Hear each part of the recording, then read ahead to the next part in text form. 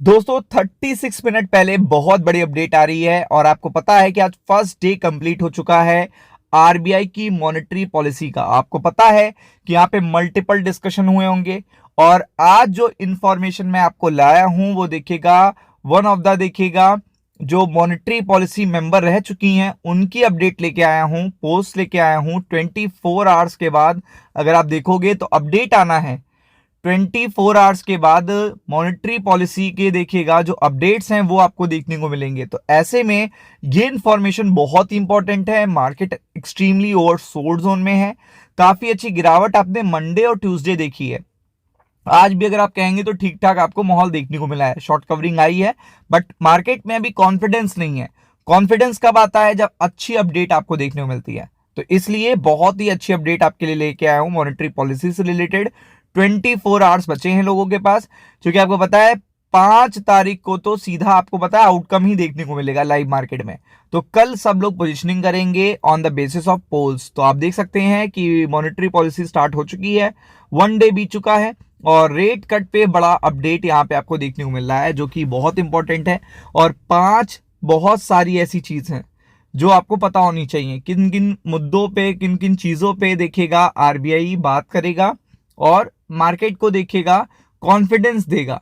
ये बहुत ही इंपॉर्टेंट है। तो आप देख सकते हैं कि जिस तरीके से हमारा रुपया गिर रहा है उस पर आरबीआई का स्टैंड बहुत ही इंपॉर्टेंट होगा कि आरबीआई उसके लिए क्या कर रहा है। हमारा रुपया इतनी तेजी से गिरा है अभी हाल फिलहाल में इस पर्टिकुलर ईयर में कि वो एक बहुत वन ऑफ द देखिएगा बिगेस्ट गिरावट है अगर आप देखेंगे इंडियन रुपी की इस पर्टिकुलर ईयर में, क्योंकि 84, 83 से 86, 88, 89, $90 आप देख सकते हो। तो इतनी बड़ी चीज कैसे हो गई? तो x MPC member Ashima Goyal यहाँ पे क्या कहती हैं ये जानना आपके लिए बहुत जरूरी है।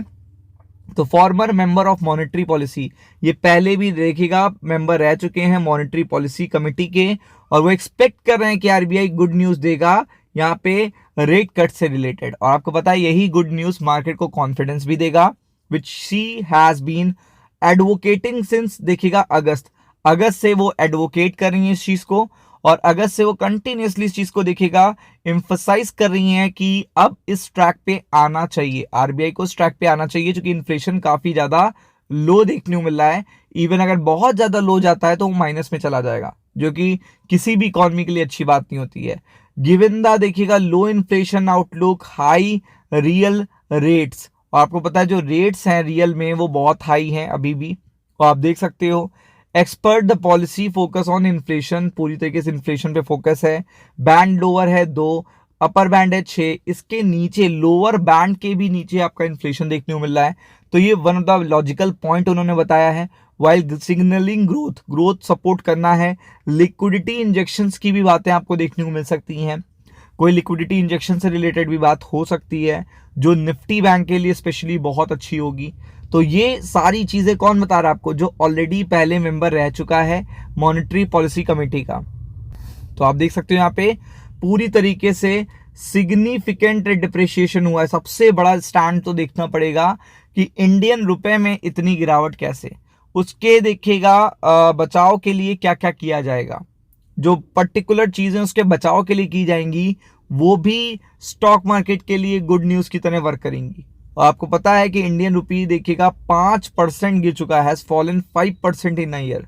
इस साल में 5% गिर चुका है और have Ryzen about it's potential influence on the RBI monetary policy meeting.